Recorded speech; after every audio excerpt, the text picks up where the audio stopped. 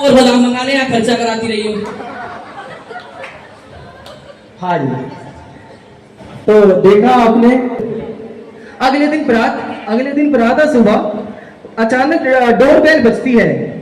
मुकेश के कुछ दोस्त होते हैं, घनिष्ठ, बचपन के उनके घनिष्ठ दोस्त होते हैं, जिनका नाम है कुछ पुरुषोत्तम शर्मा, कालू मीना, सुखपाल सैनी, ऐसे करके उनके कुछ दोस्त होते हैं। वे सुबह अचानक डोरबेल बजाते हैं और उनसे मिलने के लिए घर पे आते हैं। आइए देखते हैं मुकेश के मित्र उनसे घर पे क्या वार्तालाप करने के लिए आते हैं। हमारा अगले दृश्य, मुकेश के दोस्तों का उनके घर पर आना। डोरबेल आप जाओ, मतलब थोड़ा संगीत देते रहो ना बीच बीच में। डोरबेल अरे टिंग टोंग तुम बजा दो ना। अरे टिक टिक टिक टिक। बीच बीच में संगीत देते। जय जैन माता जी। जय जैन बेटा, आज कैसे आना हुआ? हम तो मुकेश को बुलाने आए हैं। मुकेश कहाँ है? मुकेश को बुलाइए। अरे बेटा, वो अपने पिताजी के साथ व्यापार की चर्चा कर रहा है। कोई बात नहीं आंटी जी, आप बुलाइए तो सही। मुकेश कहाँ है? मुकेश पिताजी मैं होके आता हूँ। पिताजी मुकेश आया है ना, मिलके जल्दी आइयो। ठीक है ठीक है। और मुकेश कैसा है? बढ़िया पुरुषोत्तम। और बताइए। अरे आज देशु भी आया है। बिल्कुल बिल्कुल, देशु भी आया है। अच्छा मैं ये कह रहा था, पास के गांव में मेला लगा हुआ है, तो क्या प्रोग्राम है शाम का? भाई मैं तो नहीं बोल सकता, मैंने कल रात को डांट खाई, आज डांट खाई, अब तुम फिर डांट खिलवाओगे मुझे। देख भाई, मैंने तो अपने पिताजी से पूरी परमिशन ले ली, अब तेरी बारी है, तेरे को परमिशन लेके आनी है। तो भाई तुम्हें भी मेरे साथ चलना पड़ेगा, तुम्हारे चक्कर में मैं क्यों डांट खाऊं? मैंने तो डांट खा ली, अब आप ही आज्ञा मानो भाई ना साहब। ना ना ना ना, साथ चलो। हम नहीं जानते, हम शाम को मिलेंगे, तैयार रहना। हाँ तुम फंसा के चले जाओ मुझे। ठीक है, अब तैयार रहना। देखता हूँ। क्या कह रहे थे तेरे दोस्त? कुछ नहीं पिताजी, कुछ नहीं। कैसे होना है काम कल का? ठीक है पिताजी, याद रखूंगा। हाँ जी, बहुत सुंदर। तो अब क्या होता है, सुबह उनके दोस्त उनको मेले के लिए बोल करके जाते हैं कि शाम को हमें मेले में जाना है, भाई तू तैयार रहियो, हम सब मिलके मेले में जाएंगे। अब मुकेश जो है भाई डरते हैं पिताजी से, और डरे भी क्यों ना, भाई गलती करी है तो डरना तो बनता ही है। वो पूरे दिन पिताजी से मेले में जाने की बात ही नहीं करते, काम में व्यस्त हो जाते हैं, टेंट के व्यापार में। अब शाम को अचानक से मुकेश के दोस्त उनको मेले में ले जाने के लिए पुनः घर पे आते हैं। तो आइए देखते हैं हमारा अगला दृश्य, मुकेश के दोस्तों का घर पे पुनः उनको मेले में ले जाने के लिए आना। टिक टिक टिक टिक। जय जैन आंटी जी। जय जैन बेटा, मुकेश कहाँ है? मुकेश को बुलाइए ना। अब क्या हुआ? अब फिर से क्यों आ गए तुम? अरे आंटी जी, मुकेश को सब पता है, उससे पूछ लेना। मुकेश कहाँ है भाई? कितने जिद्दी बच्चे हैं। मुकेश। पिताजी मैं होकर आता हूँ। मुकेश तू तैयार नहीं हुआ अभी तक? ना भाई, मैं तो डर गया, पिताजी फिर ना डांट दे। कुछ नहीं डांटेंगे, तू जल्दी से तैयार हो गया, शाम के 7 बज गए हैं। अरे ना ना ना ना ना। अरे सर्कस निकल जाएगा, जल्दी तैयार हो गया। नहीं, मुझे नहीं, नहीं पता, नहीं, हम नहीं। यहीं खड़े हैं। सब साथ चल रहे हैं, चलो। नहीं जाएंगे भाई, आप ही जाओ और जल्दी तैयार हो गया, आ जाओ। तुम फिर पिटवाओगे मुझे। पिताजी नहीं पकड़, हिसाब लगा।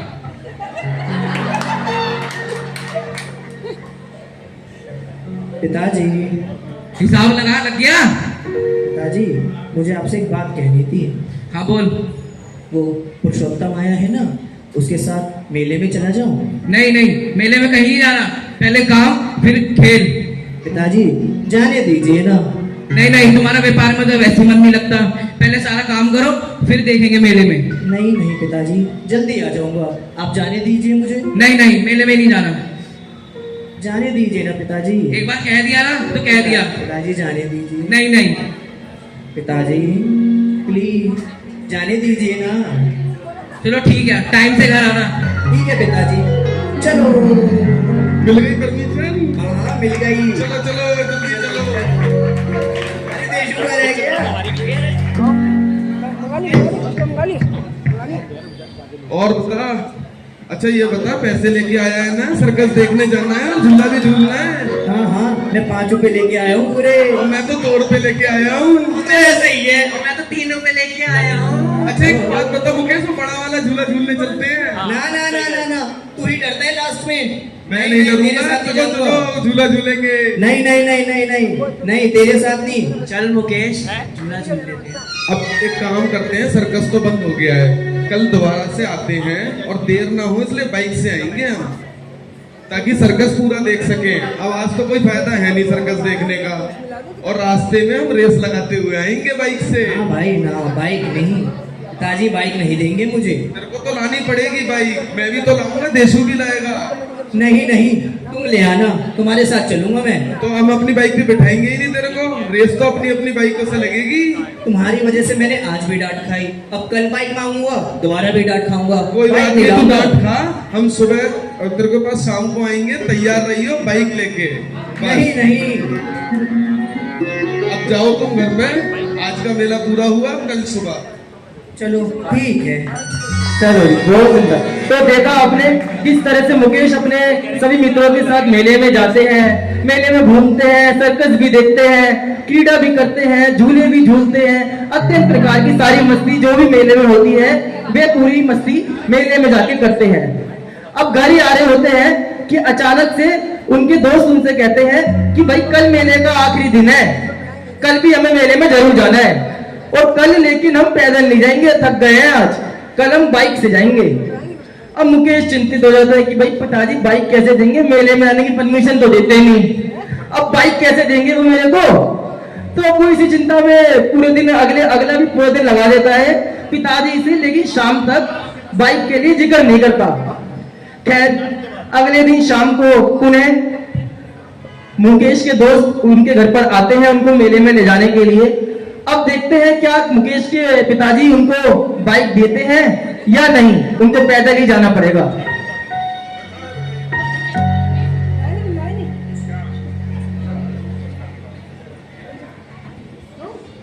टिक टिक टिक टिक।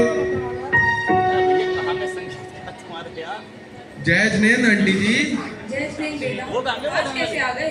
अरे आंटी जी मुकेश को बुलाइए, हमारा कुछ कल अधूरा काम रह गया था, वो बहुत जरूरी पूरा करना है हमें। हमारे पास कोई काम नहीं है क्या? हमारे पास नहीं, सबके पास काम नहीं है। मुकेश, मुकेश जल्दी आ मुकेश, समय हो गया। पिताजी पुरुषोत्तम आया है, मैं होके आ जाऊं? फिर आ गए दोनों, किस लिए आए हैं दोनों? पिताजी वो तो मिलने के बाद पता लगेगा ना, होके आ जाता हूँ। जल्दी आइयो मिलके। ठीक है पिताजी। अरे मुकेश आ गया, और बाइक कहाँ है? ना बाबा ना, मैं बाइक नहीं लूंगा। तू हमेशा ऐसे ही करता है, बाइक लेके आ जल्दी से, देर हो जाएगी वरना सर्कस आज फिर निकल जाएगा। नहीं नहीं पिताजी डांटेंगे। आज का आखिरी दिन है, आज और ले ले, फिर कल से नहीं लेने आएंगे हम तेरे तो को। पुरुषोत्तम तू भी चल ना। मैं नहीं जाऊंगा, मैंने अपने पिताजी से ले ली चाबी, अब तू लेके आ। तू तो ही बोलकर कन्या हम का यहीं देता खड़े है। हैं, तू लेके आ जल्दी से, और टाइम मत लगाइए बिल्कुल भी। चलो देखता हूँ। पिताजी पिताजी पिताजी, हाँ बोल। वो पुरुषोत्तम आया था ना पिताजी? कहीं नहीं जाना, पहली बता रहा हूँ, कोई परमिशन नहीं मिलेगी, काम में ध्यान लगा ले, कल गया था ना बस। पिताजी बात तो सुन लीजिए। पिताजी बोल। वो पुरुषोत्तम आया था मेले में ले जाने के लिए, आज वहाँ पे सर्कस भी लग रहा है, चला जाऊं? कल भी तो गया था, यहाँ जिंदगी का सर्कस हो रहा है, तुझे सर्कस देख रहा है।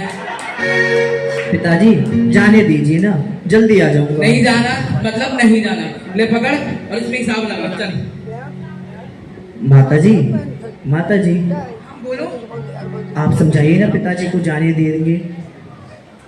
मैं तो कहती अपने पिताजी से आज्ञा ले लो। माताजी आप कहिए ना। चलो थोड़ी देर जाने दो ना इसे आज। कल भी तो गया था ये, रोज रोज जाएगा तो कौन संभालेगा घर का ध्यान। कोई नहीं, थोड़ी देर की तो बात है, आ जाएगा। अब चली जा, कौन समझाए, इसकी माँ भी और तुम दोनों एक ही थाली के हो। ठीक है पिताजी। अच्छा पिताजी आपसे एक बात और कहनी थी मुझे। बोल दे भाई, मेरे को भी काम है, तेरे तेरे खाली नहीं हूँ। पिताजी आप तो डांटते रहते हो, लेकिन सुनो तो, बाइक ले जाऊं?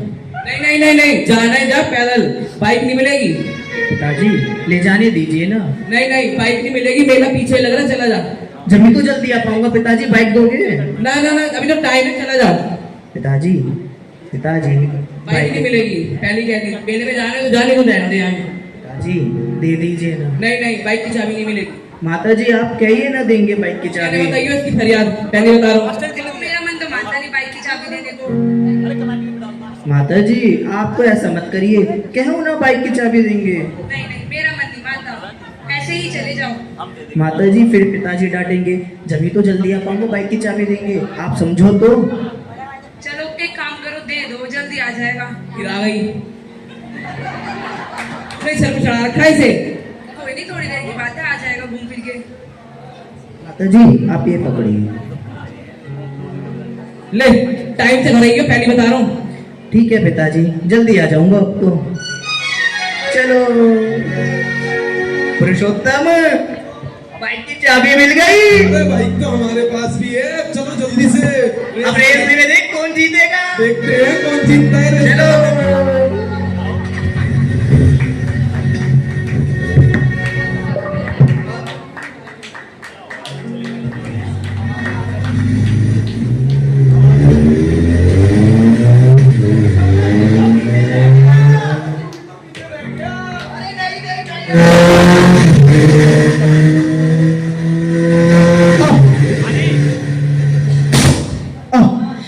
क्या हुआ? क्या हो गया? कुछ नहीं, आंख में कंकड़ चला गया। दिखा दिखा जरा क्या हो गया। अरे ये तो बहुत ज्यादा सफेद हो रही है। हेलो, नहीं नहीं कुछ नहीं हुआ पुरुषोत्तम। एक काम कर भाई, तू पहले तो पानी से इस आंखों को धो ले, फिर देखते हैं इसमें क्या करना है। पहले पानी से धो ले, आगे पास में पानी है। चल तू कह रहे तो कर लेता हूँ। हाँ, जल्दी धो। पुरुषोत्तम देखियो। अभी भी बहुत लाल हो रही है। एक काम कर मुकेश, तू रास्ते में मेडिकल की दुकान से ड्रॉप ले ले और आंखों में डाल के चुपचाप सो जाइयो। मम्मी पापा को बताना नहीं तो माँ पिताजी तेरे को भी डांटेंगे, साथ में हमें भी डांटेंगे। तो तुमने तो बाइक दिलवाई थी, डांट खा लेना तो थोड़ी ले तो सी। तूने भी थी ये मजे। अब तू चुपचाप जाके सो जाइयो, दवाई लेके जल्दी से चल। चलो ठीक है। देख मोरी दुकान, फटाफट से वहां से दवाई लिया, मैं यहीं खड़ा हूँ बाइक के पास। ठीक है चलो। भैया, अरे मेडिकल शॉप वाले भैया, मैं ना बाइक चला रहा था तो मेरी आंखों में कंकड़ चला गया, तो उसमें देखना क्या दिक्कत आ रही है। चलो आप ड्रॉप दे दो मुझे। ठीक है पुरुषोत्तम, उन्हें तो ड्रॉप दी है। अब ये दवाई डाल के चुपचाप घर पे सो जा, बता मत दियो किसी को, वरना डांट पड़ जाएगी बहुत ज्यादा। चलो ठीक है, तुम ठीक कह है रहे ना, हो। आराम से सो जाइयो। अब हम जा रहे हैं। ठीक है चलो। हाँ जी, तो देखा आपने कैसे मुकेश के जो है पिताजी मना कर रहे थे कि भाई तू बाइक लेके नहीं जाएगा, पर उन्होंने अपने पिताजी की नहीं मानी और जिद करके वो बाइक लेके चले गए। अब रास्ते में क्या होता है, एक कंकड़ हवा के प्रभाव से आकर के उनकी आंखों में घुस जाता है। अब वो उसको इतनी बुरी तरह आंखों को मल लेते हैं कि उनकी आंखें बहुत बुरी तरह लाल हो जाती है। अब तीनों दोस्त घबराए हुए, मेले में जाना तो उनका प्रोग्राम रद्द हो जाता है। और जो उनमें ज्यादा समझदार दोस्त होता है पुरुषोत्तम, वो उनको सलाह देता है कि भाई आई ड्रॉप ले ले, डॉक्टर की सलाह बेकार है, आई ड्रॉप ले करके तू रात्रि में डाल के घर पे किसी को बताइए मत और पढ़ के सो जाइए, सुबह तक तेरी आंख ठीक हो जाएगी। अब हमारे मुकेश भैया ने कहा भी ऐसा, तो अब देखते हैं वे घर पे आई ड्रॉप डाल के सो तो गए, पर क्या उनको नींद अच्छे से आ पाई, क्या उनकी आंखें अच्छे से ठीक हो पाई। चलिए देखते हैं हमारी नाटिका का अगला दृश्य। प्रातःकाल मुकेश का नींद से उठना और उनके माता पिताजी का भी नींद से उठकर उनको देखना।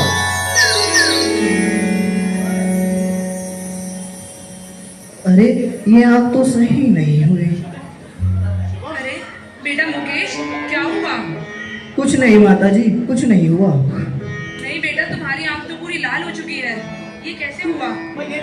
कुछ नहीं माता जी, वो कल बाइक चला रहा था ना पुरुषोत्तम के साथ, तो उसमें कंकड़ चला गया। तो ये तो बहुत ज्यादा लाल हो गई है, रुको मैं तुम्हारे पिताजी को बुलाती हूँ। अरे ना ना रहने दो, फिर डांटेंगे। अरे आंख दिखाना भी तो जरूरी है। अरे वो फिर डांटेंगे ना। रुको, मुकेश के पिताजी, हाँ क्या हो गया समय समय? वो इसकी आंख में देखना क्या हो गया? क्या हो गया, ये कैसे लाल हो रही है? कुछ नहीं पिताजी, वो कल पुरुषोत्तम के साथ बाइक चला रहा था ना, उसमें कंकड़ चला गया। मना करी थी ना बाइक मत लेके जा, चलानी आती है नहीं तेरे को। अरे अब चिल्लाते ही रहोगे, इसे डॉक्टर के पास लेके जाओगे, जाओ इन्हें वैद्य जी के पास लेकर जाओ। चलो वैद्य के पास। ठीक है पिताजी, चलिए।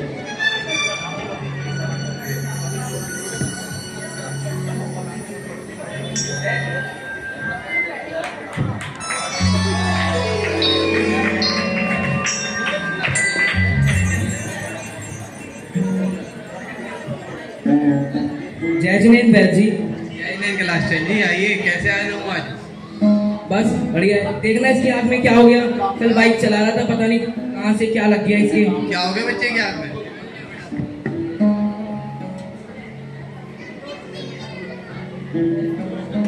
किसी से हाथापाई हुई है बेटा आज? नहीं वैद्य जी, वो कल दोस्त के साथ मेला देखने गया था, तो उसमें बाइक लेकर गया था, उसमें कंकड़ लग गया, जब से दिक्कत है। चल जी, बात तो ऐसी है, अपना बच्चा है तो इसीलिए बता रहा हूँ, चोट तो बहुत गंभीर है। तो मेरी मानो, दवाई तो मैं दे दूंगा, लेकिन इसे शहर के किसी अच्छे डॉक्टर को दिखा लोगे तो जल्दी आराम हो जाए। कोई ड्रॉप लिख दो, आराम पड़ जाए लड़के नहीं, को। ड्रॉप तो मैं लिख देता हूँ, उसकी कोई बात नहीं है। ड्रॉप लिख देता हूँ, दवाइयाँ लिख देता हूँ मैं इसे, एक दो दवाइयाँ लिख देता हूँ, लेकिन इसे जल्दी से जल्दी हो सके तो शहर के डॉक्टर को दिखा लो। कोई चिंता वाली बात तो नहीं है? चिंता का विषय नहीं है, लेकिन नाजुक आँख है ना, तो इस वजह से बता रहा हूँ आपको। चलो ठीक है। आँख इतनी सफेद हो गई, इतनी सफेद थोड़ी ना होती है, इसने पूरी सफेद कर ली। पता नहीं क्या दवाई डाली, ड्रॉप डाली थी, क्या ड्रॉप? ये लीजिए पिताजी। इसने ड्रॉप देखना। बेटा ये ड्रॉप ऐसे मत डाला करो पहली चीज तो। पिताजी आप समझाइए ना। कोई बात नहीं, बच्चा है, आप देख दो, आप देख दो दवाई।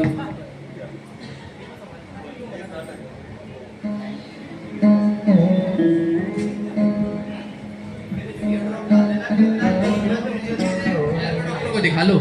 ठीक है वैद्य जी। हाँ, कितने हुए आपके? अरे वो तो कोई बात नहीं, बाद में देखा जाएगा, पहले बच्चे का इलाज करवाओ अपना। फिर भी बता दो। अरे नहीं नहीं, बाद में देखा जाएगा। चलो जय जिनेंद्र। जय हिंद। हाँ जी, तो देखा आपने, समस्या उनकी आंख में इतनी गहरी हो गई थी कि आयुर्वेदिक वैद्य ने भी हाथ खड़े कर दिए कि भाई इसका इलाज हमारे पास नहीं है, आप किसी अच्छे डॉक्टर को, एलोपैथी डॉक्टर को दिखा लीजिए। तो आप मुकेश पिताजी के साथ जाते हैं एलोपैथी डॉक्टर के पास, तो देखते हैं वे क्या बोलते हैं, उनको क्या जवाब देते हैं।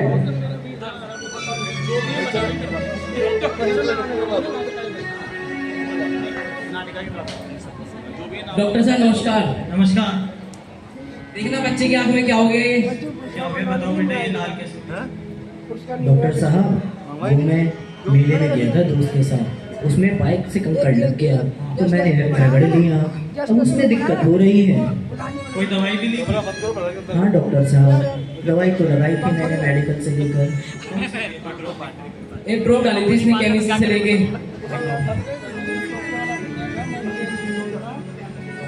ये तो गलत दवाई ले ली है, इसका रिएक्शन हो गया आँख में। अब जो है ये आँख अब क्रिटिकल कंडीशन में आ गई है, और अब ये जो है पत्थर की भी लग सकती है। तो मैं अभी कुछ दवाई दे रहा हूँ, 3 दिन का कोर्स लिख के, पर आपको बड़े शहर में जाके डॉक्टर को दिखाना पड़ेगा, नहीं तो फिर आँख चली जाएगी, विजन चला जाएगा। ठीक है? इतनी गहरी चोट लग गई डॉक्टर साहब, क्या कह रहे हो? देख तो लो पहले। देखा तो अभी बताया तो, इसीलिए तो अभी आपको ये मैं कोर्स लिख के दे रहा हूँ, उसके बाद आप जाना और लिख के लेके फिर कर लेना। ठीक है? और आपको ये जल्दी से जल्दी दिखाना है बड़े डॉक्टर पे, ऐसे नहीं कि लापरवाही कर दो।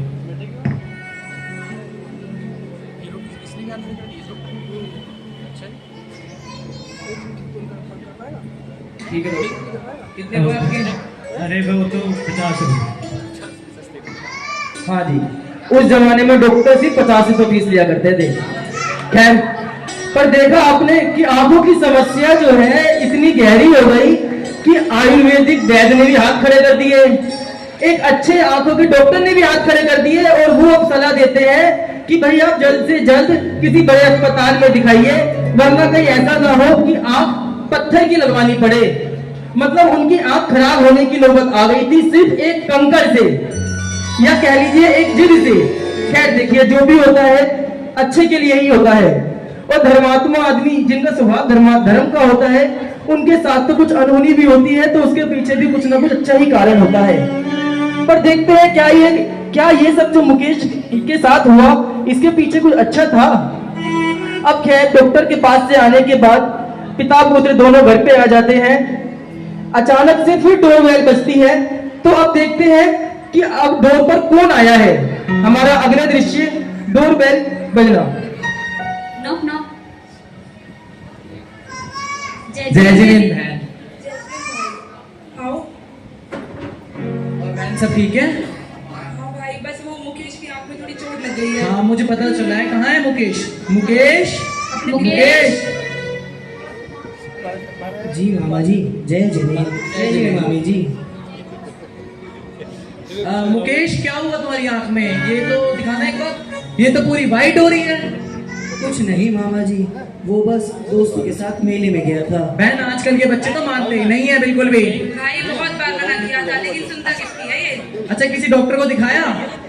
जी मामा जी, गाँव वाले वैद्य के पास भी गए थे, फिर डॉक्टर के पास भी गए थे। डॉक्टर को दिखाया तो था साले साहब। डॉक्टर ने तो गंभीर समस्या बता दी, ऑपरेशन भी बता दिया आँख का इसकी। तो जिया जी इसका इलाज यहाँ नहीं होगा। मेरे व्यापारी मंडल में एक बहुत बड़ा एक जानकार है, उनका हैदराबाद में बहुत बड़ा आंखों का हॉस्पिटल है। इसका इलाज वहां जाके कराना पड़ेगा। तो जिया जी आप परेशान मत हो, मैं आपको अर्जेंट तत्काल हैदराबाद की टिकट करा के देता हूँ। इसको शीघ्र ही वहां पे लेके जाओ और किसी भी चीज से परेशान होने की जरूरत नहीं है मुकेश आपको। ठीक है मामा जी। भाई आज रात यहीं रुक के जाना। हाँ बहन मैं टिकट करा के आता हूँ, उसके बाद देखते हैं क्या रहेगा आगे का। और बहन किसी भी चीज से परेशान मत रहना आप भी।